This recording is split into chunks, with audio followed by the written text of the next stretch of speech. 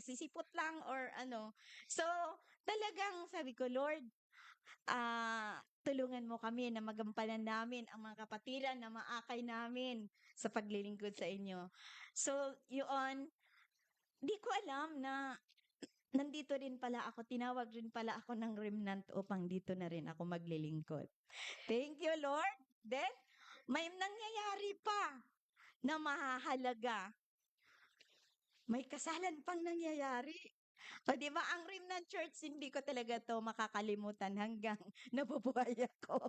Thank you sa mga kapatiran, napakabuti ng Remnant Church. At dito ako lubos na lumakas ang aking faith kay God na grabe. So, ayun. Salaysayin ko na ang ating mga participants. Song leader natin, si Sis Laverne Basinilio. Pianist, thank you. Doc, ah,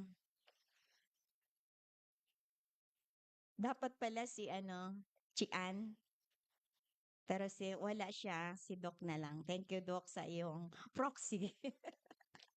Opening prayer ni Sister Nida Gonzaga. Welcome remark ang inyong lingkod, Cora Rosales. Promotional talk with Sis Marlene Gonzaga. Musical offering, Raquel Dinihelio and Mera Lasco. Mission emphasis with Elder Orbet Ocdamnia as Menino. Listen review, care group, closing prayer, church elder. Ayun po sa pagkasunod-sunod ng ating program. Maraming salamat at happy Sabbath sa ating lahat. At good morning. Happy Sabbath. Ay, bago po lahat pala, kahit kaunti lang tayo, magpalakasan tayo. Shake hands na mula sa puso.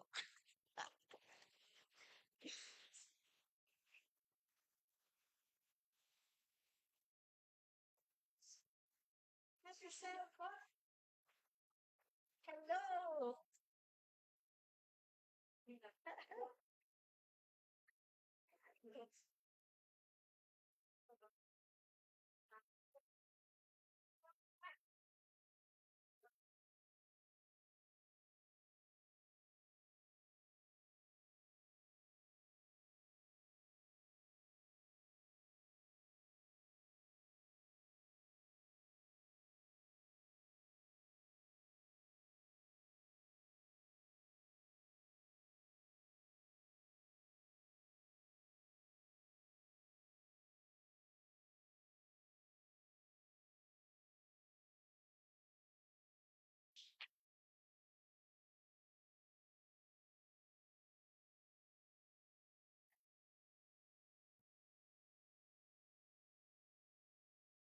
Morning po ulit and happy Sabbath. Ako po ay naatasan para po mag-share ng promotional ngayong umagang ito. At alam naman natin, kagaya ng sinabi ni Sister Cora, ngayong araw na to ay pinagdiriwang ang araw ng mga puso. Pero sa ating mga Adventista, ang araw ng mga puso ay palagi nandyan. Nasa puso na natin yan. Every day is love day. So hindi po natin kailangang maki-celebrate sa kung anong pinag-celebrate ng mundo, but we are here to learn about love. So for this uh, promotional, alam naman po natin yung apat na klase ng love, di ba? So we have, first is filial love. Alam po yung kodigo. Filial love is friendship love. Next is eros. Eros is romantic love. Next is storge, which is familial love, and agape, which is unconditional love. For this morning, ang itatakal ko po ay about storge or familial love. Yung pong storge, ito po yung sinasabing pagmamahal natin sa ating pamilya. Actually, nung midweek po, nag-discuss na rin si Sister She about love, pero nag-focus siya about sa mga members of the church. Although we treat our members of the church as our family, but this promotional will focus on our own family and specifically sa mga bata. Pagmamahal ng isang magulang sa kanyang mga anak. Paano po ba pinakita ng Panginoon ang kanyang pagmamahal sa atin? We are treated as His children. So talagang sobra-sobra ang pagmamahal ng Panginoon sa atin na ipinagkaloob niya mismo yung kanyang buhay para tayo ay tubusin at angkinin bilang kanyang mga anak. So tayo naman bilang mga earthly parents, we have also our responsibility sa ating mga anak, especially ang mga nanay. Bakit po sinabi kong nanay? Una po, kung maalala po natin yung kasabihan na ang isang babae daw ay hindi pa nakapagbayad sa kanyang magulang, sa kanyang nanay, hanggat hindi siya, ano po, hanggat hindi siya nagkakaanak. Bakit? Kasi po sa panganganak, doon na mararamdaman ng isang ina kung ano talaga yung sakripisyo ng pagiging isang ina. Bakit po? Kasi pag nanganganak po ang isang babae, nakabingit ang kanyang buhay. Kalahati ng kanyang buhay ay nasa bingit ng kamatayan at kalahati yung survival. So, talagang doon po, kailangan maging dependent ang magulang, ang nanay sa Panginoon kasi walang ibang makakatulong sa kanya. And after giving birth, yun pa lang po ang simula. Hindi po doon nagtatapos. So, sa pagpapalaki sa bata, marami pong dapat na alalahanin ang nanay. So, magbibigay lang po ako ng mga konti, basic lang na pwede nating gawin sa ating mga anak. Una po, alam ko na share ko na rin to before, nasa tiyan pa lang yung bata, kailangan nurture na natin ang bata. Hindi yung kung kailan lumabas sa pa lang. So, one way to nurture our child sa loob ng womb ng nanay is pakinggan natin siya ng kagaya ng halimbawa gusto nating maging music lover yung ating mga anak. Pakinggan natin, patugtugan natin siya ng mga instrumental music, mga religious music, paparinig natin sa tummy pa lang ng nanay, paparinig na natin yon. Kasi that way, yung bata po, sabihin natin parang, ano ba naman to, nasa loob pa ng tiyan, bakit pa na? Pero totoo po yun. May scientific findings po yun na kapag ka ang bata nasa tiyan pa lang, kung ano yung pinapaano mo na sa kanya, na paglaki niya, paglabas niya, nandiyan na yan, nakabaon na, nakatanim na sa kanyang kaisipan.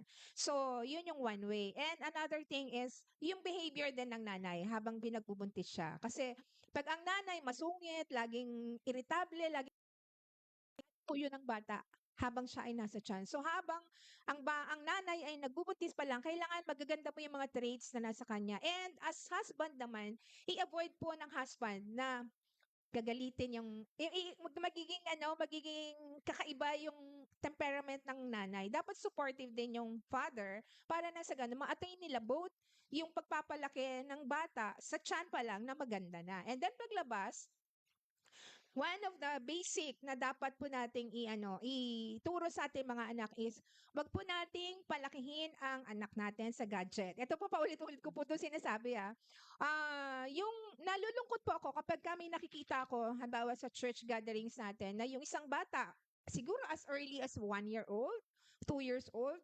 nandyan. Tapos pagka halimbawang medyo nanggugulo na sa nanay, ang gagawin ng nanay, tumahimik ka nga diyan. So, bibigay niya yung cellphone and then yung bata maglalaro na lang. So, that is very, very bad. Hindi po maganda yon. Kasi po, yung bata, meron pong effect ang cellphone. Alam naman natin kahit sa matanda pa lang, di ba, Doc? May effect ang cellphone sa matanda pa lang. What more sa bata? So, dapat hindi po natin palalakihin ang anak natin sa gadget. And another thing, yung pong relationship natin sa family natin. So we practice kung ano yung natututunan natin. We pray in the morning, we read the Bible. Lahat po yun, kung nakikita po yun ng bata, ma-adapt niya po yun. Kasi, di ba we lead by example. So kung ano po yung nakikita ng mga bata sa atin, dapat yun po yung isa kabuhayan natin. Huwag nating sinasabi lang. Like, for example, yung sinabi ko na nga dati, yung tatay sasabihin niya, "Huwag kang maninigarilyo." Pero pag nakatalikod yung tatay, naninigarilyo pala siya. And then all of a sudden, nakita ng bata. So, ano magiging effect sa bata? Makukonfuse siya. Bakit yung tatay ko sabi, "Huwag ako manigarilyo." Pagkatapos, yun pala siya, pag patago, naninigarilyo. So, kailangan kung ano po yung sinasabi natin, pinipreach natin, we practice. And another thing is, yung po mga bata, turuan natin silang maging responsible children. Paano po maging responsible? Alam natin, iniingatan natin yung mga bata. Hanggat maaari nga, di ba, ayaw nating malalamukan, ayaw nating kung lahat ng iniiwasan natin 'yan. Pero hindi naman ibig sabihin palalakihin natin siya na parang reyna prinsesa na wala ng alam gawin. Kailangan po kasama sa pagtuturo natin sa mga bata is tinuturuan natin sila ng mga gawaing bahay. Bakit? Para maging responsible po sila paglaki nila. Mahirap naman po na kung kailan lumaki na yung bata, ni yung sarili niyang underwear hindi niya kayang laban, ni hindi yung pagwawalis, simpleng pagwawalis hindi niya kayang gawin. Bakit? Kasi sinanay po natin na senyora, senyorita, walang ginagawa, and then nakaasa sa yaya, nakaasa sa katulong. So ano magiging resulta dun sa bata? Magiging parang ano na siya, parang lalaki siya na hindi na siya makakilos sa sarili niya kasi dependent siya sa tao lang. Yaya, o kaya ang katulong, puro gano'n na lang. So paano pag nawalay siya sa magulang niya or mawalay siya sa kanyang mga um, kinakasama sa bahay. So, hindi na siya makakakilos sa sarili niya. So, that's one way po na matitrain natin ang bata na maging responsable sila. And most of all, turuan po natin ang ating anak na kilalanin ang Panginoon bilang highest authority sa kanilang buhay. Although we are their earthly parents, but of course, iba pa rin yung pagmamahal na matatanggap nila galing sa Panginoon. So ang Panginoon, pakilala natin sa kanila na ang lahat ng bagay na nangyayari sa mundong ito, hindi mangyayari kung hindi dahil sa ating Panginoon. Kagaya nga po ng sinabi sa Proverbs 3, 5, and 6, train up a child in the way he should go so that when he is old, he will not depart from it. So alam po natin kung paano natin tinrain ang bata sa simula pa lang hanggang sa pagtanda po nila, dadalhin na po nila yan, hindi na po nila aalisin sa kanilang sistema yan. Kagaya nga po na pag naturuan natin sila na tanggapin ang Panginoon, sa simula pa lang, sa pagkabata pa lang nila, sila po ay lalaki na may pagmamahal sa Panginoon at isa kabubuhayan nila yan. At hindi po tayo matatakot anuman pong pagsubok ang dumating sa kanilang buhay, sure po tayo na magiging matatag sila dahil meron po silang magandang foundation. So yun lang po ang promotional for this morning. And gusto ko pong i-welcome sorry po nakalimutan ko. Welcome back, Brother June. We're so glad na nakita ka namin muli dito. And also, we're glad na ang mga kapatid natin ay nandito ngayong umaga para po mag-celebrate ang ating Sabbath service. Thank you po. Oo, nakalimutan ko kanina. Welcome, Brother John. Natutuwa ako dahil nakabalik ka na sa pagsamba. Naalala ko yung asawa ko, sabi ko, bro, buti pa si Brother John naka-recover. Yung asawa ko talagang wala. So, napakaganda ng ating promotional talk. Dapat marami tayong mga kabataan kasi doon ito mai-apply, 'di ba po? May konti namang kabataan. So, dapat may mga kabataan, i-apply natin yung pinopromote ngayon sa umagang ito upang ikakaganda sa pamilya lahat. Ito, isunod na po natin ang ating special song bago ang ating Mission Empathy.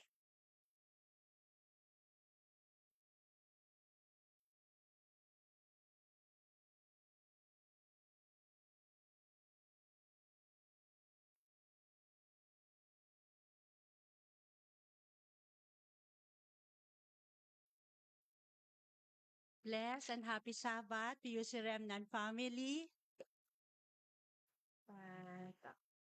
The title of our song is found in the book of John 15, verse 16. It says here, "You did not choose me, but I chose you and appointed you."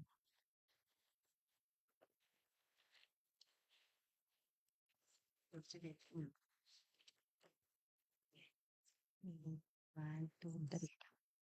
Why have you chosen me out of millions, your child to be? You know all the wrongs that I've done. Oh, how could you pardon me? Forgive my iniquities.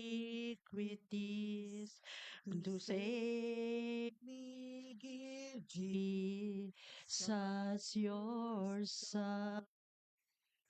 But Lord, help me be what you want me to be. Your word I will strive to obey. My love I now give for you. I will live and walk by your side all the way. I am amazed to know that our God so great could love me so. His willing and wanting to bless. His love is so wonderful, His mercies so bountiful. I can't understand it, I confess. But Lord, help me be what you want me to be. Your word I will strive to obey. My love I give for you will live and walk by your side all the way. But Lord, help me be what you want me to be. Your word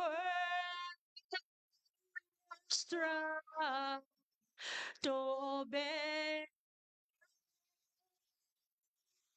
My love I now give, you will live and walk by your side all the way.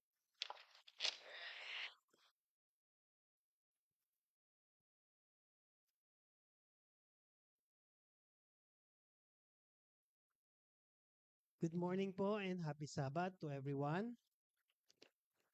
Thank you po sa mga umawit ngayong umaga. Ang ating pong mission story ngayong umaga ay pinamagatang Cold Through Pain. Ano? Hindi ko alam kung meron tayong picture. Wala tayong picture ng ating mission story. Pero ito po ay kwento ni Milo. Ang ganda ng pangalan niya, ano? Ano ba kayo? Ovaltine o Milo? So madaling tandaan, ano? At itong kwento na ito ay mula po sa bansa o siguro masasabi nating the beautiful island of Samoa. Ang mga Samoan ay kilala sa magagaling sa rugby, ano? Sila po ay malalaking tao, siguro dahil siguro sa mga pagkain na kanilang kinakain doon na kaya mga mais, ano? Sugar cane yata, isa sa mga basic sa mga crops nila doon. Ang kwento po na ito ay sinalaysay kay Micah ni Milo. At sinabi nga po na itong si Milo na habang siya ay lumalaki ay hindi po naging madali para sa kanya. Mahirap ang buhay sapagkat siya po ay lumaki sa pamilya na masasabi natin na medyo may konting gulo. Yung kanyang ama ay mahilig uminom ng alak, ng alcohol. At talagang maraming beses, madalas na nangyayari yung nagiging violente, ang isang umiinom ng alak kapag siya'y nalalasing, Kaya nananakit, yung kanyang ina ay sinasaktan, at yung kanyang mga kapatid din, pati na rin siguro siya, ay nakakatikim, pagka ang kanyang ama ay nalalasing. Kaya talagang mahirap, na kapag ikaw ay merong ganitong bisyo, ay nadadamay ang mga wala namang kasalanan, Pero habang siya ay lumalaki, itong si Milo, ang parating tanong niya sa kanyang sarili ay, meron bang Diyos? Yun ang tanong, tinatanong niya palagi. At kung merong Diyos, ay ano ba ang purpose niya sa buhay? Kasi minsan kapag ang bata o ang isang kabataan ay nakaka-experience ng ganitong mga problema sa kanyang pagkabata, ay nagiging traumatic ito sa kanila. Simula pa lang ng sa kanilang paglaki, siya ay palaging umiiyak, at nananalangin din siya, at gusto niya na mabigyan ng sagot yung kanyang mga tanong, Kaya kaya lang parang pakiramdam niya ay tahimik lang ang Panginoon, silent, hindi man lamang nagbibigay ng mga clue o kaya sagot sa kanyang mga question, Kaya isang araw ay kanyang sila po ay bagamat gano'n ang kanilang kondisyon, ay uma-attend siya ng church. Nakakapunta siya sa church, nagba-Bible study siya tuwing Wednesday, at tuwing Sabat naman ay nakikita rin siya sa church, Pero yung kanyang mother, siya yung naging kanyang sandigan. Siya yung hinuhugutan niya ng strength. Kahit papaano ang kanyang ina ay lagi siyang pinupush, na pumunta sa church, ini-encourage siya na gawin ang tama, Pero ito po ay nangyari nung siya ay medyo lumalaki na, dahil naalala niya nung siya ay bata pa na hindi rin siya pinapayagan, na pumunta sa mga church palagi. Pero nagbago ito nung siya ay medyo nag-grow, Kaya isa po sa hindi niya makalimutan na incident sa kanyang buhay ay noong nagkaroon ng Youth Congress sa Samoa noong 2024, At sa kanyang gulat ay yung kanyang ina ay pinush siya na umattend ng Youth Congress na yan, Kaya sabi niya sa kanyang sarili, maaring ito ay sagot ng Panginoon sa kanyang mga tanong kung ano ang kanya magiging purpose, Kaya siya po ay nag-decide na mag-register. Pero isang tragedy, ang nangyari bago dumating yung kanyang attend doon sa Congress. Sapagkat noong pong dumating yung time na yon ay namatay yung kanyang kapatid. So nalungkot siya at talagang parang masakit sa kanyang puso, talagang ramdam na ramdam niya yung lungkot na mawala ng kapatid. Siya po ay bata pa lang. Hindi ko alam kung sino yung 16 years old, pero 16 years lamang sila nagkaroon ng chance na magkasama ng kapatid niya. At feeling niya ay parang hindi niya naibigay sa kanya yung enough care, na kailangan ng kanyang kapatid, Pero ito po ay naging masakit, pero ito ay naging isang ang mother niya ang nag-push sa kanya para magpatuloy, Kaya nung siya po ay doon po sa pag-attend niya ng Youth Congress ay merong panawagan doon, yung presenter.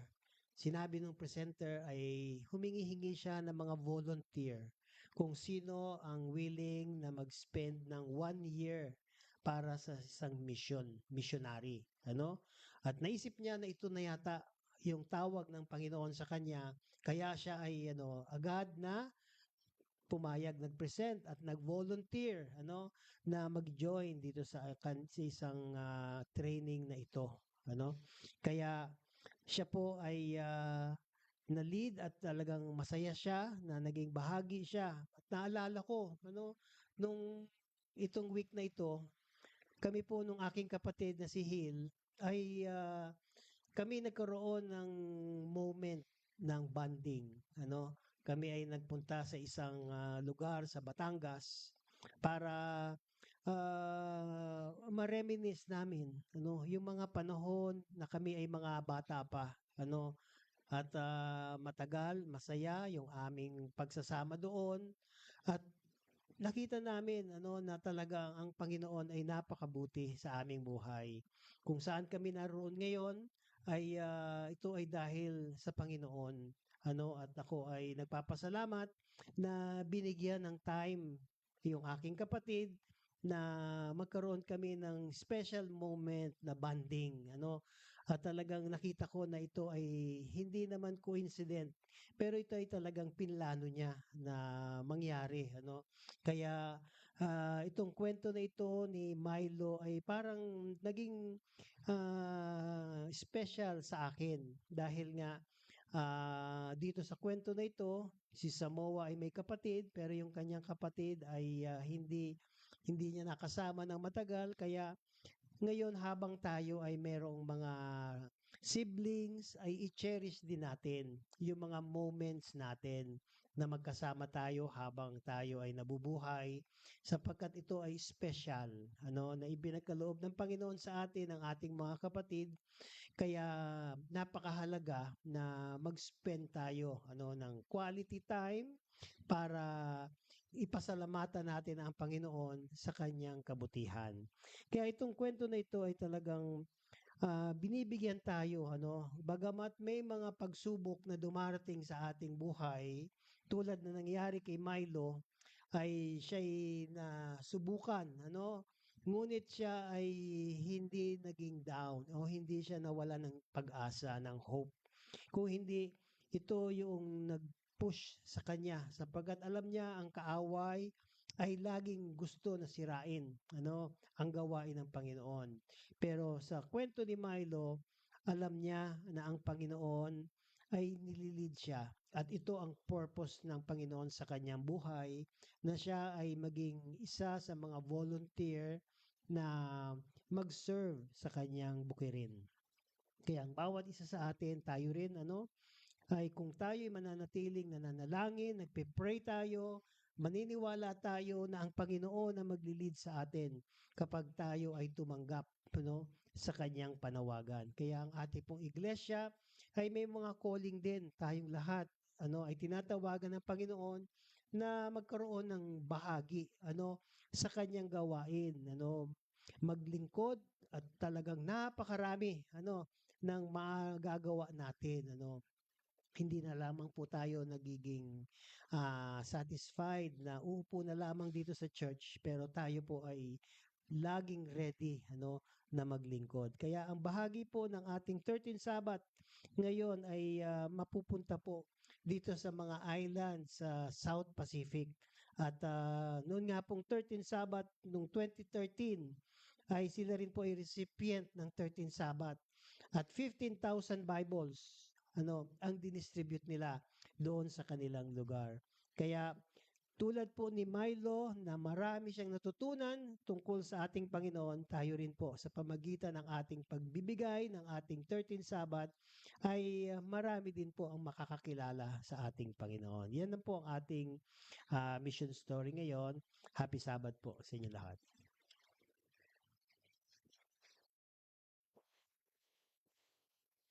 Napakaganda ng ating mission story, Damdamin natin na tayo din ay makapagbigay din makapag-share din tayo sa ating kapwa ng pabalita sa ating Panginoon katungkol sa kaligtasan.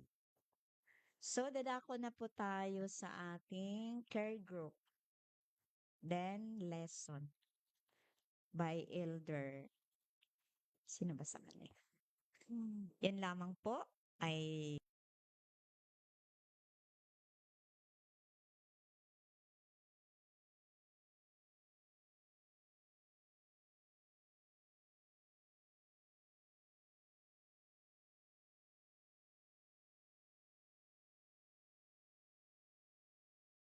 panood din naman sa Hope Channel.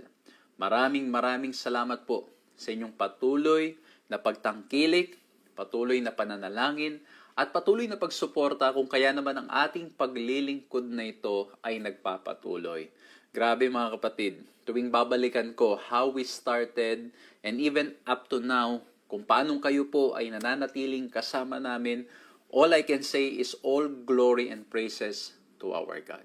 Patuloy rin po nating i-share ang pag-aaral na to para mas marami pang makinabang at mas maraming mabless. And our intention and our goal is to provide a very simple, summarized in 3 points na lesson study para po nang sa ganun madaling maalala at madali po nating maunawaan yung ating mga pag-aaral. At again, mga kapatid ko, mga kaibigan, thank you for your prayers. Thank you for sharing your resources.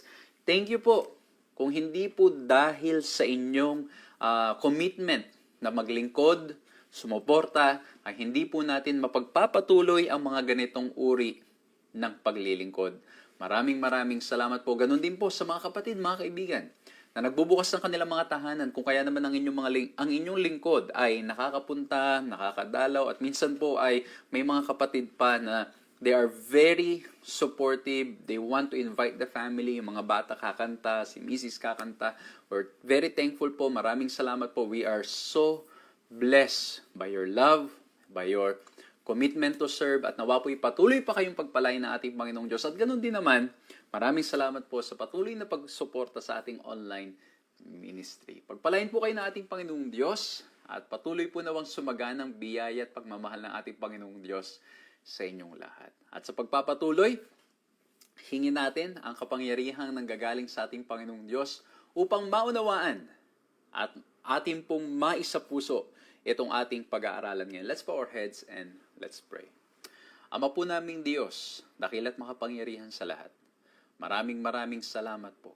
At kami po ngayon ay sama-sama na mag-aaral ng inyong mga banal na salita.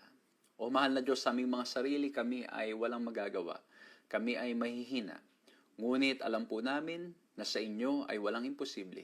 Kung kaya naman kami lumalapit sa inyo, humihingi ng tulong, ng kalakasan, ng katalinuhan, upang nang sa ganun pong lahat ng aming mapag-aaralan, makatulong po nawa upang mas lalo kami na mapalapit sa inyo. Maraming salamat po sa pangalan ng aming Panginoong Hesus. Amen.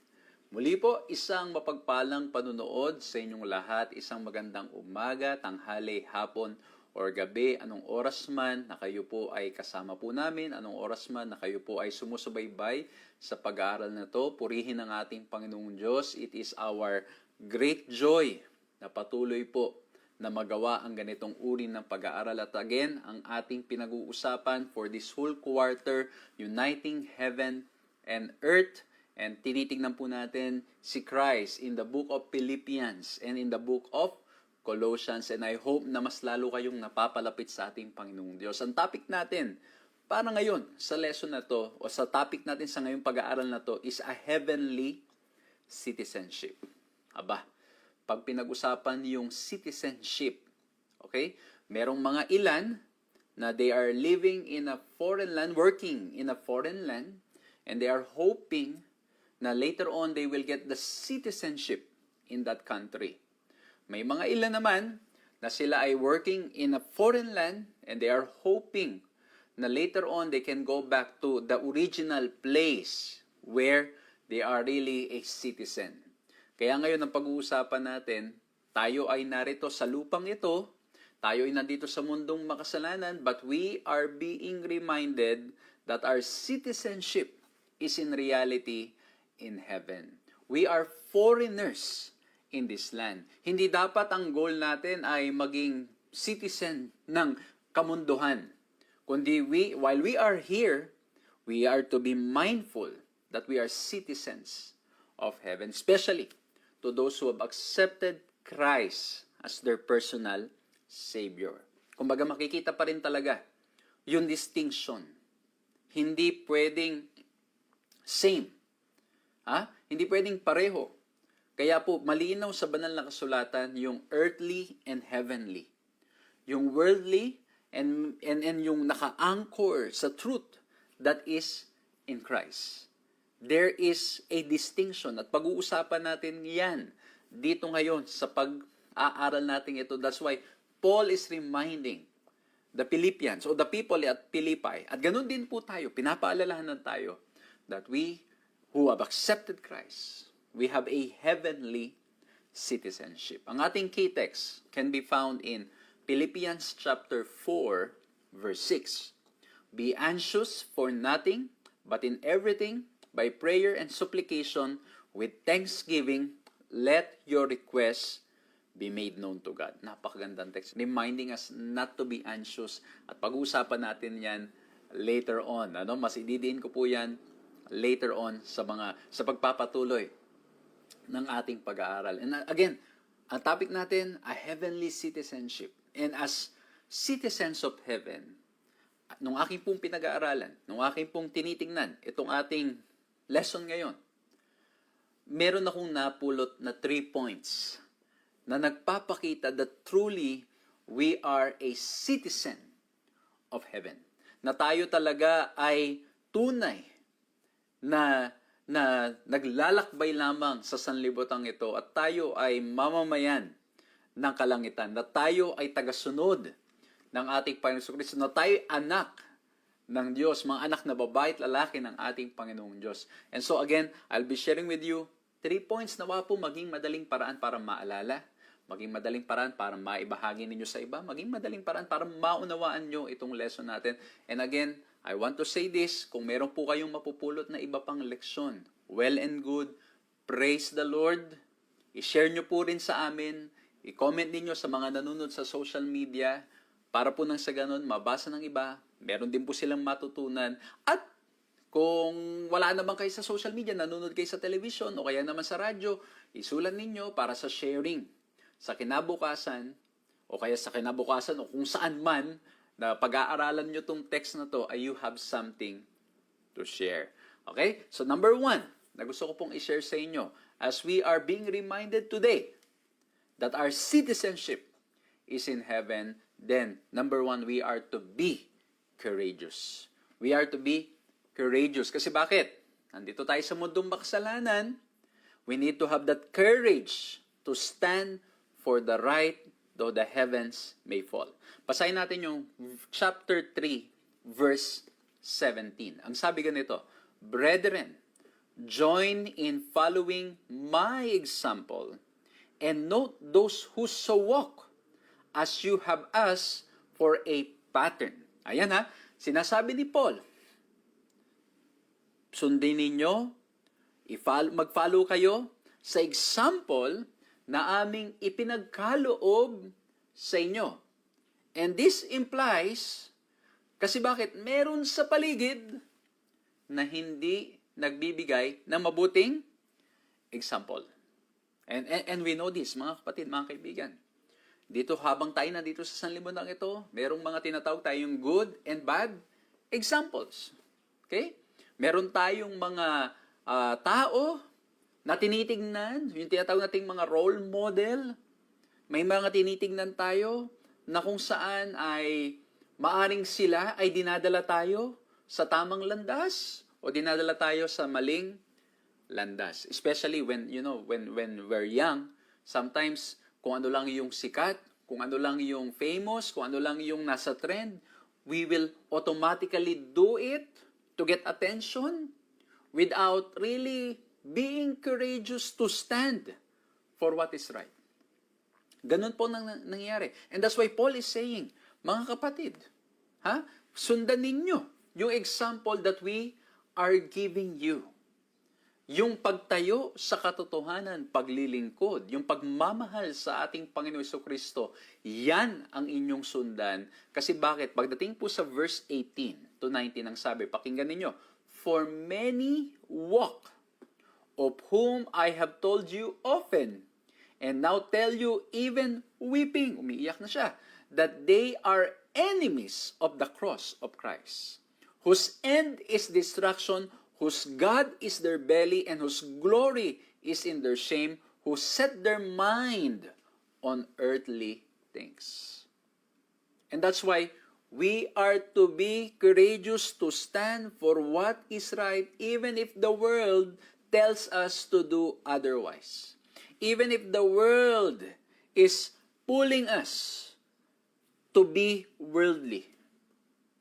Kailangang manatili tayong nakatayo, naninindigan sa katotohanan. Kasi bakit? Ang sabi ni Pablo, maraming mga lumalakad, nakaaway ng cross of Christ. And mapapansin niyo po yan. Even now, in this world where we are living, imagine nyo, sa panahon ni Pablo, nangyayari na. Sa panahon din natin nangyayari. There are times that when you talk about the cross, when you talk about Christ, when you share your faith, people will mock you. People will laugh at you. People will not care. At sometimes sasabihin pa, pag pinag-uusapan ng salita ng ating Panginoong Diyos, baduy. Ha? Itong taong ito, naku, dapat i-distance natin ang kanyang sarili. But of course, mga kapatid ko, mga kaibigan, when we share the word of truth in love, okay? Hindi syempre, wag naman yung condemning way. Hindi rin yung ganung paraan. Kasi minsan naman, baka naman ang problema ay yung paraan natin ng pagbabahagi is in a very condemning way.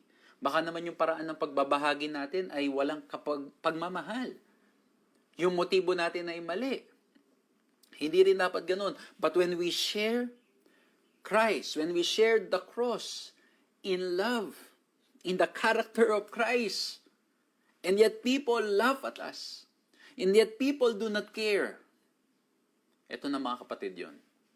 And that's why we are being reminded today to be courageous. Kasi we live in a world where there are people who do not really care about the cross. We live in a world na kung saan may mga tao sa paligid natin, hihikayatin ka pang talikuran ang kamatayan o ang sakripisyo o mismo ang ating Panginoon Kristo ay kakalimutan. Kaya ang sabi nga dito ni Pablo, yung kanilang mga Diyos-Diyosan ay ang kanilang mga sarili, yung kanilang mga tiyan. Kumbaga ang point, mga kapatid ko, the focus is on self. The focus is on earthly things. And that's why we need to look carefully. Baka ang role model natin, dinadala tayo palayo sa ating Panginoon Kristo. I hope and pray na yung mga role models nating tinitingnan sa ating buhay, dinadala tayo sa mas malalim na relasyon at pagkakilala sa ating Panginoong Diyos. Alam nyo, I hope na yung mga role model natin is encouraging us to read the Bible more. I hope that our role models are encouraging us to be faithful to the truth no matter what. Kasi po, tulad ng sinasabi natin dito, imagine niyo, maaring ang context pa nito, mga kapatid ko, mga kaibigan, ay si Pablo. Kasi remember, yung pinag-usapan natin ng last time, he was asking the people in Philippi, and even now as we read it, to beware, to watch out for false teachers. They could be preaching the Word of God, pero they do not serve as good role models. Kasi bakit? Alam niyo yun, minsan, in public, they can preach about Christ, but pag kayo na lang nag-uusap, ang pinag-uusapan ay mga puro kalokohan, puro mga kabastusan. Mga kapatid, mga kaibigan, I hope that we have good role models in our lives. I'm thankful that the Lord allowed me to have these good role models in my life. Nung ako po'y nagsisimula pa lamang sa pananampalataya. At ako ay nagsisimula mag-aral ng salita ng ating Panginoong Diyos. And as I try to reflect on this, totoo nga. Minsan meron kang makikita na mga tao na they do not really care. Kumbaga, pag minsan parang yung pandaraya ay normal na lang. Pag minsan yung pagsisinungaling ay ginagawang normal na lang. But I'm thankful. The Lord allowed me to see someone, a role model who has helped me to really see what it means to live for Jesus. To live for the Lord. And until now, mga kapatid, talagang, I try to look at these people and to really and I'm really inspired by these people na talagang patuloy na dapat lumakad sa katapatan at pagmamahal sa ating Panginoong Diyos. Amen? Kaya, kailangan natin i-check, kamusta yung ating mga role model sa buhay. Minsan, di ba, palagi ko may mga ilan sa atin na exposed masyado sa media, sa social media, sa telebisyon. At hindi nyo napapansin, yung lagi nyo nang pinapanood, nagiging role model nyo na. Kaya basahin natin ito. Unfortunately, In today's media, bad role models abound. We are bombarded with clickbait stories detailing the salacious problems and mess up lives of celebrities. Paul's readers in Philippi, though of course not dealing with the internet, nevertheless face similar challenges. Yung mga pinapanood natin, pag lagi na nating napapanood, hindi natin napapansin, nagiging role model na natin sila. Imagine nyo, kahit sa social media na lang, yung pagsasalita ng hindi maganda, yung pagbumura, yung mga bagay na mga, alam mo yun, malinaw na sinasabi na banal na kasulatan na dapat huwag gawin, ay nagiging normal na lang sa social media. And just because many people are doing it, sometimes we feel like, okay, I can also do it. Kaya ito po, I hope and pray that the Lord will lead us, will guide us into the truth.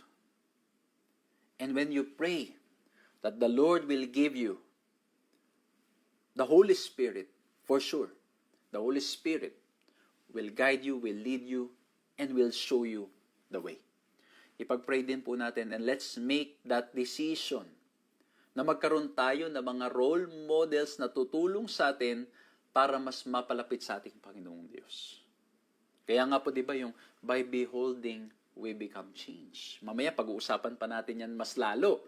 Kasi bakit po, merong payo pa si Pablo sa kanila kung ano dapat yung tinitingnan, ano yung iniisip nila Pero ang point ko mga kapatid, I hope yung role model natin sa buhay natin, sa television, sa social media, I hope na ito ay tumutulong sa atin para mas lalo magtapat sa ating Panginoong Diyos.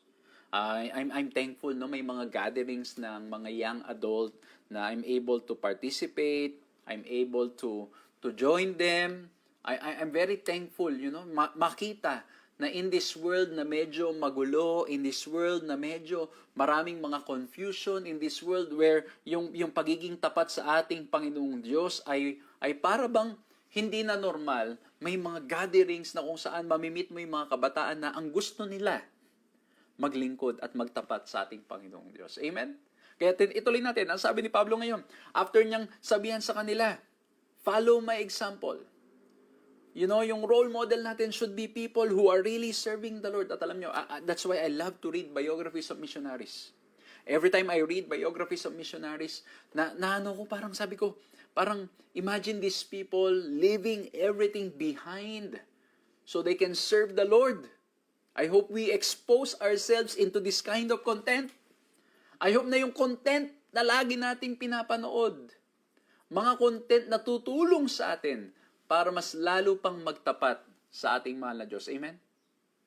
Sabi ni Paul, verse 20, ito na, for our citizenship is in heaven, from which we also eagerly wait for the Savior, the Lord Jesus Christ, who will transform our lowly body, that it may conform to His glorious body, according to the working by which He is able even to subdue all things to Himself. Again, we are being reminded, yes, we live in this world, but we should not seek earthly things. We are citizens of heaven. And that's why we are to be courageous while we are here. And we can only be courageous when we submit ourselves fully to God. When we give ourselves wholly to Him. Kasi bakit po? Ang sabi dito, tingnan nyo yung verse 21. Yung verse 20 to 21 ang sabi doon, we eagerly wait for the Savior. At hindi lang yun ang sabi niya, yung body natin will be transformed. And so, if you're going to analyze it, Paul is saying, yes, we are to stand for the right, we are to be courageous, and death can come. Yung kamatayan ay maaring dumating sa atin, but the good news is, God will transform our lowly bodies, na tayo po ay magkakaroon ng glorious body. Ibig sabihin mga kapatid, mga ben, we don't need to worry about that. Hindi natin dapat alalahanin kung tayo ba ay mamamatay sa pagtayo natin sa katotohanan. Hindi tayo dapat natin alalahanin. Kasi bakit ang citizenship natin ay hindi sa buhay na to? Ang greatest assurance natin ay walang iba kundi ang ating Panginoong Yesus. Our heavenly citizenship includes the promise of the resurrection and eternal life in a whole new existence that we can barely imagine now. Ang ating pagiging mamamayan ng langit, pinanghahawakan natin ang kaligtasang ipinagkakaloob ng ating Panginoong Hesukristo. And that even if we die here on earth, there's going to be resurrection. May pangako ng ating Panginoong Diyos. At tutuparin niya ang kanyang pangako. Amen? Grabe mga kapatid. But again, we live in a world na napakahirap. Especially when you're alone. Tapos pinagkakaisahan ka ng sanlibutan. Ang hirap pag ikaw ay nag-iisa. But do not fear. And always remember, God is with you. Ha? Alam nyo, ako, pag nagre-reflect ako dyan, totoo, madaling sabihin eh. Pero pag nandun ka sa sitwasyon na ikaw ay nag-iisa at pinagkakaisahan ka at ikaw ay, yung mundo ay talagang hinahatak ka, papunta dun sa kamunduhan, papunta sa kasinungalingan, papunta sa maling landas, yung hinahatak ka at tapos nag-iisa ka pa, minsan napakahirap tumayo, mga kapatid, mga kaibigan. Napakahirap manindigan. Pero by God's grace, mga kapatid, the Lord will help us. Kaya dapat talaga tayong magpakalapit sa ating Panginoong Diyos. We need to pray, Lord, tulungan niyo po ako. Yung will ko, Lord, napakahina. Madalas napapansin ko po, parang bibigay ako eh. Parang bibigay ako. Minsan naman, parang ang mangyayari ay ano ka eh. Yung, yes, tumatayo ka, pero unti-unti parang napapaisip ka, tama pa ba yung aking direksyon? Baka ako na yung mali. Minsan, mga kapatid, ako napapatanong ako eh. Sabi ko, di kaya ako na yung mali? But the more you seek the Lord, the more the Lord will reveal that in this world, you will be persecuted. When you stand for the right, when you stand for the truth, when you do not tolerate sin, when you stand though the heavens may fall, persecution will come. But the Lord promised eternal life and resurrection. So don't fear. Kung kayo po ay baka po may mga ilan sumusubaybay, ang ito pong video natin, nakakarating sa iba't ibang dako, sa iba't ibang mga bansa, at minsan, alam nyo, yung mga pinaglilingkuran nitong ating mga kapatid, mga kaibigan, mga sumusubaybay, ay mga places wherein they are not allowed to really publicly declare their faith. And sometimes, nadadala sila, minsan sa trabaho, di ba? Na alam nila na ikaw ay mananampalataya, minsan na nangyayari sa trabaho, nahahatak kang gumawa rin ng mga bagay na hindi kagustuhan ng ating Panginoong Diyos kasi lahat sila ginagawa na lang yun. You feel na, okay, it's okay. Pero we are being reminded today to stand for the Lord. Even if we are alone. You know that the Lord will give you the courage to stand for Him, no matter what. That the Lord will give you the courage to say no if it's wrong. The Lord will give us the courage to say no when the world is pulling us to be worldly. And our greatest assurance, why we can be courageous, is because God is with us. Kaya pag pupunta natin yung Philippians chapter 4, verse 1, ang sabi na, therefore, my beloved and longed for brethren, my joy and crown. Kaya sabi niya, so stand fast in the Lord, beloved. Manatili tayong naninindigan sa ating Panginoong Diyos.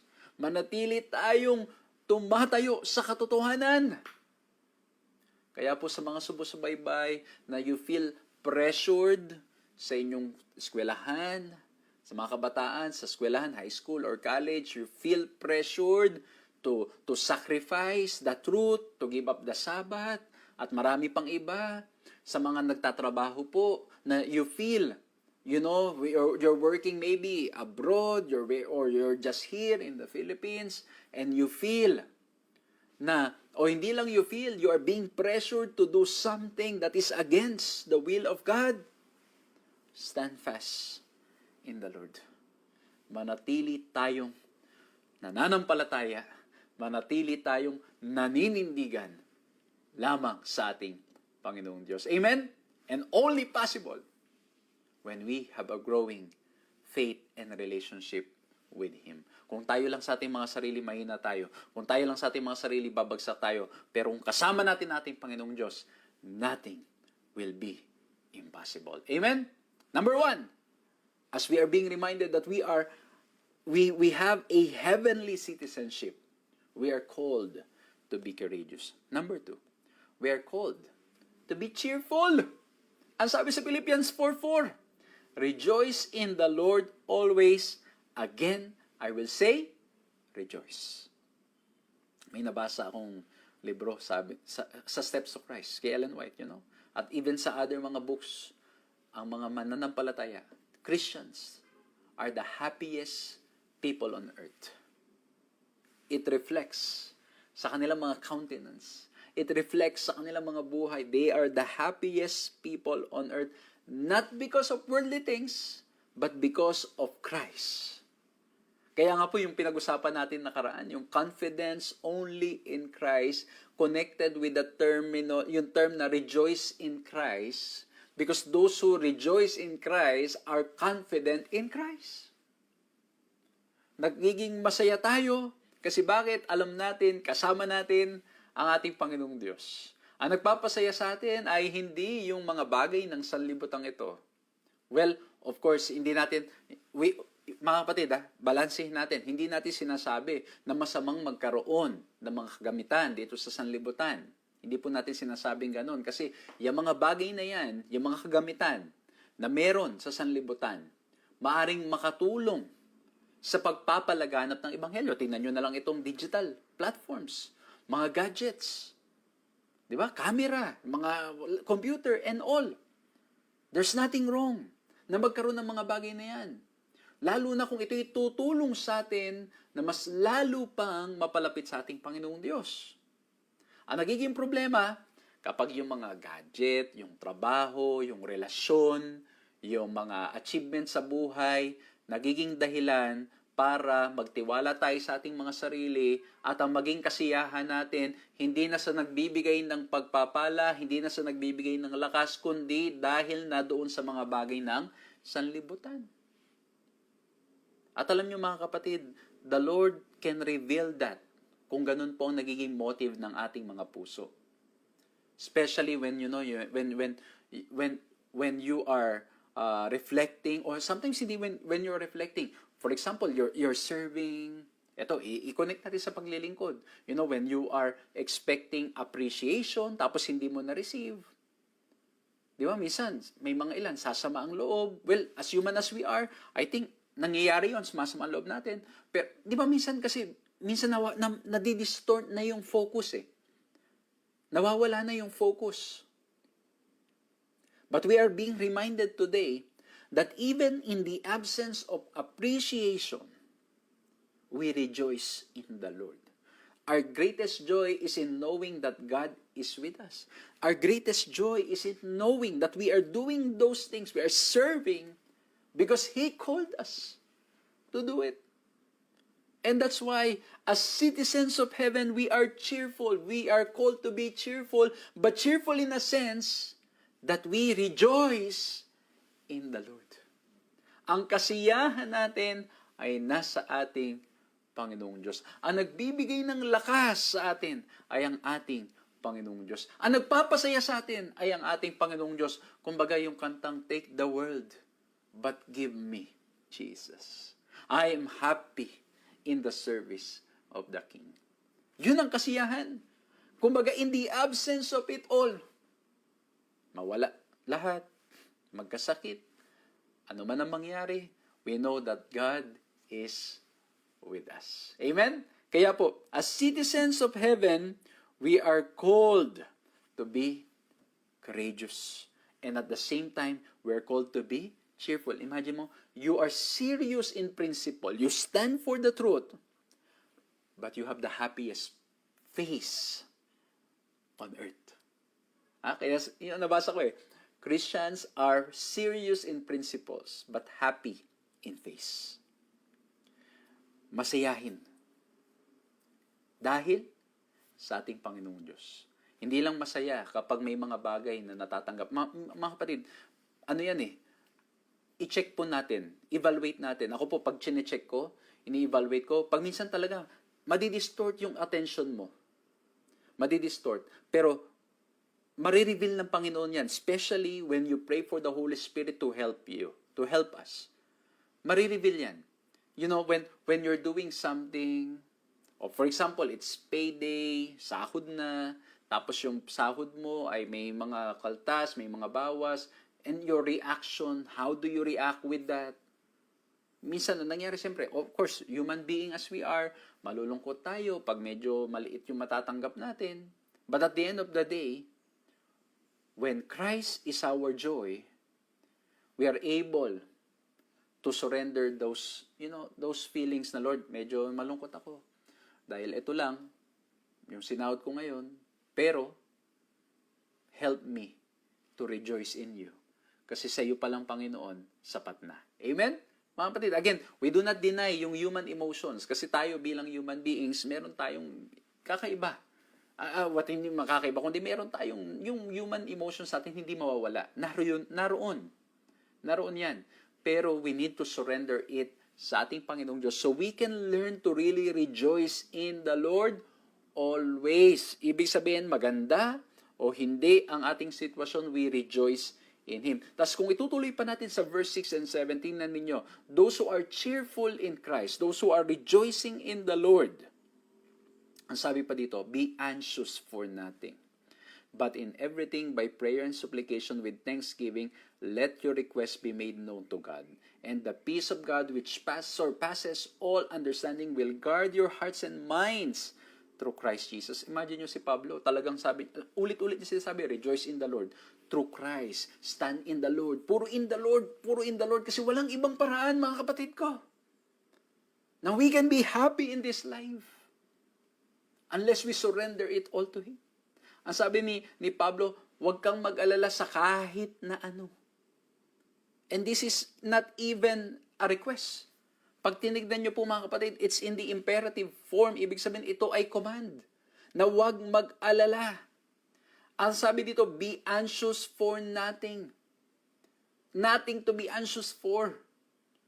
Pero sa lahat ng bagay, of course, tayo, kahit na sinabihan tayo na huwag mag-alala, madalas tayo ay nag-aalala. Ang sabi doon, pag tayo nag-aalala, ibigay natin lahat sa panalangin. Alam nyo, lately mga kapatid, ako meron tayong mga naging alalahanin. Ako po, may mga naging alalahanin ako. Ito, kasakit yung pamilya. Ako po, medyo parang ngayon, parang hindi ganun ka-okay ang aking nararamdaman din. Tapos hindi lang yun, may mga ilang pang mga problemang hinarap. Pero napansin ko mga kapatid, the more I give it to the Lord in prayer, the more I mention one by one my problems, my worries to the Lord. You know, as I repeatedly come to Him and surrender my life to Him, napansin ko mga kapatid, iba yung joy, iba yung peace na mararanasan. Kaya ang sabi doon igagard ng Diyos yung ating mga puso. At yung peace na hindi maipaliwanag ng sanlibutan ay matatamasa natin. Kasi minsan mga kapatid, we are only peaceful when the situation is convenient. Nagiging peaceful lang tayo when all our requests are granted. Pero itong sinasabi, kahit hindi mo matanggap yung pinagpe-pray mo, kahit hindi mo matanggap yung iyong inilalapit sa ating Panginoong Diyos, the peace that passes all understanding will guard your heart. Hindi ko alam mga kapatid kung na-experience nyo na yan, yung peace in the midst of the storm. Minsan, well, again mga kapatid, as human beings as we are, we will be affected. That's why, kung kayo po nandun ngayon sa sitwasyon na yan, na kayo ay nagwaalala, nag-worry, hindi kayo makahanap ng dahilan para makangiti, para maging masaya, this is an invitation to come to Christ. To surrender it all at the foot of the cross. Na ilapit natin lahat sa ating Panginoong Hesukristo. Kasi mga kapatid, walang ibang paraan na matatamasan natin o mai-enjoy natin yung peace that passes all understanding. Yung kahit napakahirap na nang nangyayari sa sanlibutan, you are still at peace. You are still cheerful. Hindi yung fake na cheerfulness, yung talagang, you cannot, it cannot be explained. Kumbaga lahat na naiinis, nagagalit, lahat na medyo parang they don't like what's happening, and yet, although, you also don't like what's happening, but you are able to smile, be cheerful, to rejoice, not because of anything else, but because of Christ. It's the peace that passes all understanding. Parang, alam nyo, the more na I reflect on this, the more na nai-imagine ko yung mga early reformers na kahit sa Bible na they are being persecuted, they are being burned alive, they are yung mga early missionaries, yung mga, sabi ko nga po sa inyo, I love reading testimonies of missionaries, yung sila ay pinapatay na, sila ay pinahihirapan na, sila ay nakulong, and yet they are able to smile. Even in the face of death, they are able to sing. Kaya pala si Pablo, kahit nakakulong na, kumakanta pa. Ay, aba, pag may mga problema, minsan, yung kanta, well, sabi naman ng iba, Pastor, ako rin naman, kahit na may problema, ako yung nakakakanta pa. Pero yung kinakanta pag minsan, lalo pang nalulungkot, nararamdaman. Sabi nung isa, pag siya daw ay nalulungkot, ang kinakanta, napakasakit, Kuya Eddie. Minsan gano'n na nangyayari. Ang kinakanta pa natin, yung lalo magpapalungkot sa atin. Pero sina Pablo, ang kinakanta nila, papuri sa ating Panginoong Diyos. And this is the peace that passes all understanding. Ito po, God's peace is something the world can never give. Because God's peace comes from the assurance that we have the gift of eternal life through Jesus our Savior. Na kahit alam mong may kamatayan, may mga taong gustong sumira sa'yo, manakit sa'yo, may mga tao na, alam mo, pinagkakaisan ka, tulad po dito, yung mundo, hinahatak ka ng sanlibutan, pinagkakaisan ka ng sanlibutan, maaring sa trabaho, o kaya naman sa pamilya, o kaya naman sa eskwelahan, pinagkakaisan ka ng mga kaibigan, nabubuli ka. But by God's grace, God can give us the peace that passes all understanding. So we can remain citizens of heaven. We can live a life that is in accordance to the will of God. Amen? Tapos ito pa, itutuloy pa natin. Sa Philippians 4:8 and 9, gusto ko ito Kumbaga sinasabi ni Pablo, para maging cheerful pa tayo, di ba? Be courageous and be cheerful, and to have that peace, sabi ni Pablo, finally, brethren, whatever things are true, whatever things are noble, whatever things are just, whatever things are pure, whatever things are lovely, whatever things are of good report, if there's any virtue, if there's anything praiseworthy, meditate on these things. The things which you learn and receive and heard and saw in me, this do, and the God of peace will be with you. Verse 8. Kung ano daw po yung mga bagay na may katotohanan, mga bagay na pure, lovely, good report, ito yung mga bagay na dapat nating iniisip. At alam nyo mga kapatid, pag chinig natin, true, the truth that is in Christ. Yung just or right, the righteousness of Christ, pure, the pureness in Christ, love. Di ba? Kumbaga, when we look at those things that Paul is telling them, trying to tell them to focus at, to meditate on those things, are the things that really, in reality, something that we can only get when we look at the cross of Christ. Amen? Kaya we are being reminded to focus sa ating Panginoong Jesucristo. At hindi lang yon. Ito na, yung sinasabi ko kanina, yung pinapanood natin, yung pinakikinggan natin, yung mga bagay na binabasa natin, dapat mga bagay na nakakatulong para mas lalo tayong mapalapit sa ating Panginoong Diyos. Alam niyo po, I love listening to songs. When I travel, I use my earphones, tapos I listen to songs. Meron akong mga, alam mo yun, may mga playlists and all. But lately, mga kapatid, ang sabi ko sa sarili ko, because of the busyness ng paglilingkod, I need to be reminded always of the truth that is in the Word of God. I need to be reminded always that God is with me. So, ang sabi ko sa sarili ko, I will listen only to songs that will help me grow in my faith and in my relationship with God. And if I'm gonna sing songs, I'm gonna sing songs that, yung walang kinokontradict sa salita ng ating Panginoong Diyos. Yung mga bagay na papakinggan, panunuurin, mga bagay na alam niyo mga kapatid, yung mga bagay na yan, it should help us to grow more in Christ. Kaya nga, di ba po, yung mga kabataan, pag pinapanood, nakalagay PG, parental guidance. So we can guide them, we can tell them. Minsan na nangyayari yung PG, parents gun, na wala na. Lalo pa ngayon, na may gadget na, kung ano-ano na lang pwedeng panuurin ng mga kabataan. Ako mga kapatid, again, yes, may mga bagay ng sanlibutan na very attractive, but we need to pray to the Lord to help us.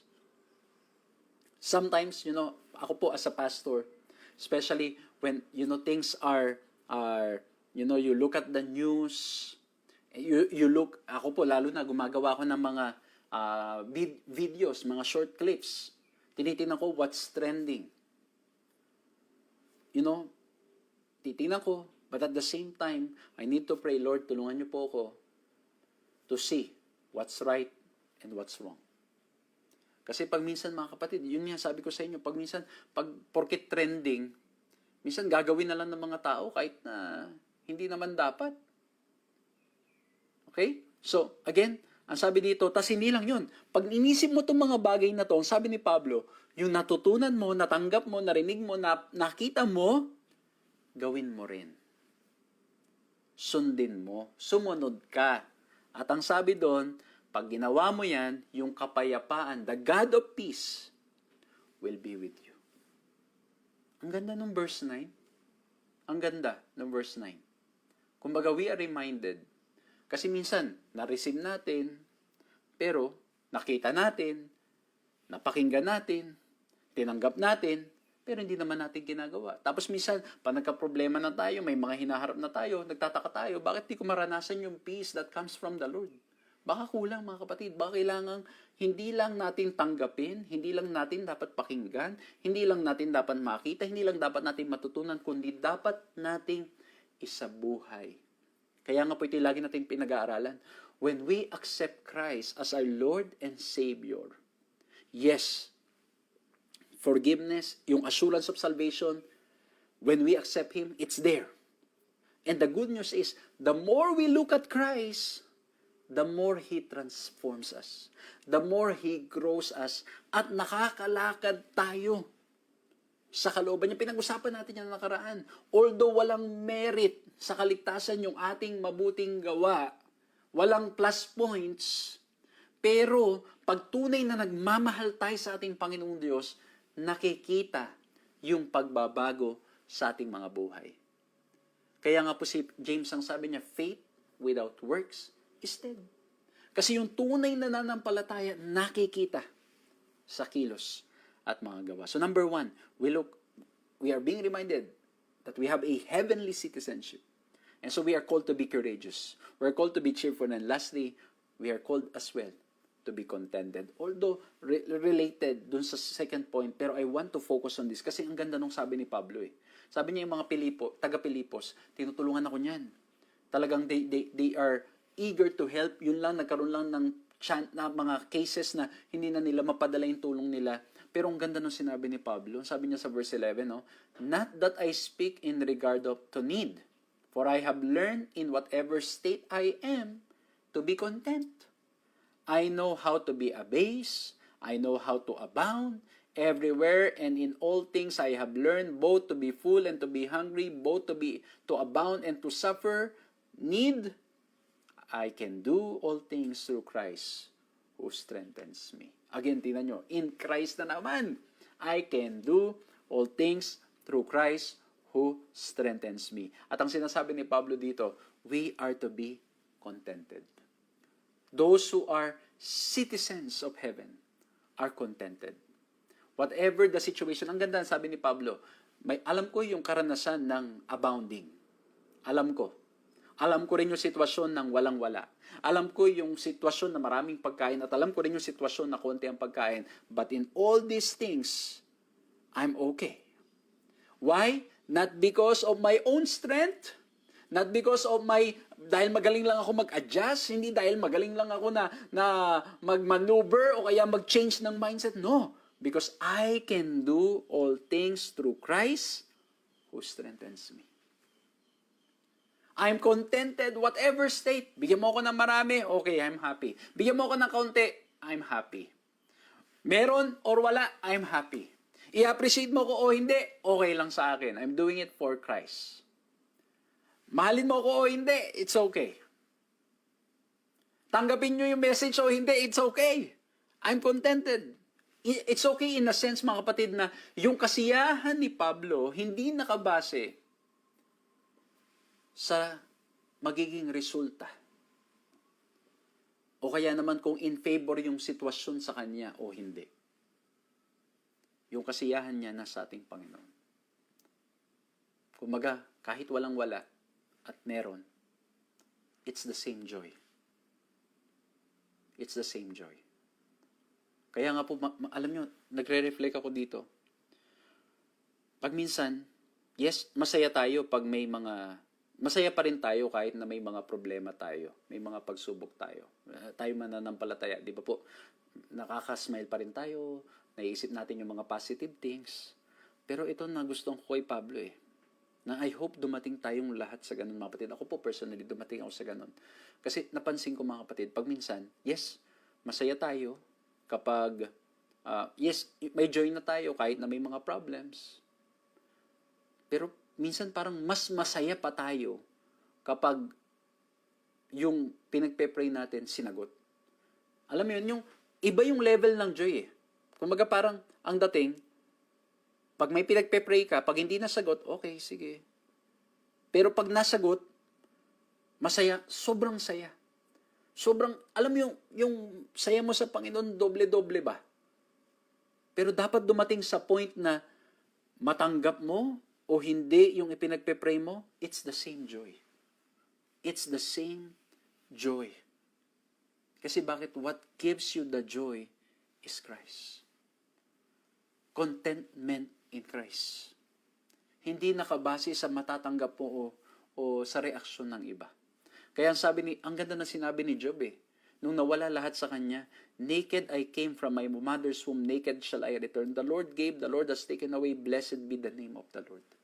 Imagine mo, even in the loss of all of his resources, his family, he was able to say, blessed be the name of the Lord. At in-acknowledge niya pa ang Diyos ang nagbigay. Kaya ito rin yung sinasabi sa Psalms 23 verse 1, the Lord is my shepherd, I have everything I need. Sa other translation, I shall not want, wala na akong hihingin pa. Masaya na ako sa Panginoon. Wala ako, masaya na ako sa Panginoon. Meron ako, masaya na ako sa Panginoon. It's the same joy. Hindi yung mas masaya pag in favor ang situation. Kasi ang complete na nagpapasaya na sa kanya is the presence of God. Yung sabi sa Matthew 6:33, your heavenly Father knows that you need all these things. And so He will provide. 1 Peter 5:7, give all your worries and cares to God, for He cares about you. Ang gandang mga pangako. And then when you go to Philippians 4:19, my God shall supply all your need according to His riches in glory in Christ Jesus. And because of that, our joy, our contentment is in knowing that Christ is with us. Mga kapatid, tulad ng sinabi ni Pablo, I can do all things through Christ who strengthens me. Only possible when we know Christ, when we have a relationship with Him. That's why we need to continue praying na tulungan tayo na ating Panginoong Diyos, na lalo pang lumapit sa Kanya, lalo pang mahalin siya ng higit sa lahat. Ang sabi po ni Ellen White to end, God knows our wants and has provided for them. The Lord has a treasure house of supplies for His children and can give them what they need under all circumstances. Then why do we not trust Him? He has made precious promises to His children on condition of faithful obedience to His precepts. There is not a burden but He can remove, no darkness but He can dispel, no weakness but He can change to power, no fears but He can calm, no worthy aspiration but He can guide and justify. Nawa po'y na-bless kayo. Napaalalahanan tayo that with God, we can do it. With Christ on our side, with Christ sa ating mga buhay, we have nothing to worry about. We are reminded that we have a heavenly citizenship. And that's why we are to be courageous. We need to stand for the right, though the heavens may fall. We need to stand for Jesus, no matter what. We are called to be cheerful. We are to rejoice, not because of the earthly things in this world, but because in the assurance that God is with us. We are cheerful. We are rejoicing in Christ. And we are contented because we know that our Heavenly Father is able to provide everything that we need. The support that we need even though we are facing some difficult situation. Nawa po na-bless kayo. I myself, I'm blessed. Nawa po'y nakinabang kayo. At nawa po'y patuloy nating mahalin pa ang ating Panginoong Jesucristo. Patuloy nating balik-balikan ang kanyang buhay, matuto sa kanya, at mahalin siya ng higit sa lahat. Let's bow our heads and let's pray. Maraming salamat po, Panginoon, sa aming napag-aralan ngayon. Salamat po sa mga paalala. Lord, patawarin kami kung minsan nalilimutan po namin na kami ay hindi citizen ng mundong ito. Kami ay inyong mga anak. Tulungan kami, Panginoon, to stand for the right, to stand for you. And we know, Lord, it's only possible through your grace. Tulungan niyo kami, Panginoon, na laging maging masaya, makita ang kasiyahan ng nananampalataya sa aming Panginoon Jesucristo. Tulungan niyo kaming maging kontento na anumang sitwasyon ng aming buhay, kami magiging masaya dahil alam namin na nagpapasaya at nagbibigay ng kapayapaan sa aming mga puso't isipan ay walang iba kundi kayo. Maraming salamat, Panginoon, at nilalapit ko po ang mga kaibigan at mga kapatid na maaring dumadaan sa mga pagsubok ng buhay, dumadaan sa mga iba't ibang uri ng problema. Patnubayan po sila, samahan po sila, at iparamdam po sa aming lahat na kayo'y laging nariyan para sa amin. Maraming salamat po sa pangalan ng aming Panginoong Hesus. Amen. Muli po, maraming salamat sa inyong ginawang pagsama sa ating programang ito. Nawa po'y nakinabang kayo, nawa po'y na-bless kayo. Pakishare po please ang ating program na ito para mas marami po makinabang at maraming ma-bless. At ganoon din po, maraming salamat sa inyong patuloy na pag-pray, pag-support sa ating ministry. Kung kaya po natin nagagawa ang mga paglilingkod na ito. Purihin ang ating Panginoong Diyos at patuloy po nawa na tayo lumago sa pagkakilala sa Kanya. Magkita-kita po tayong muli sa susunod na pag-aaral. God bless you all.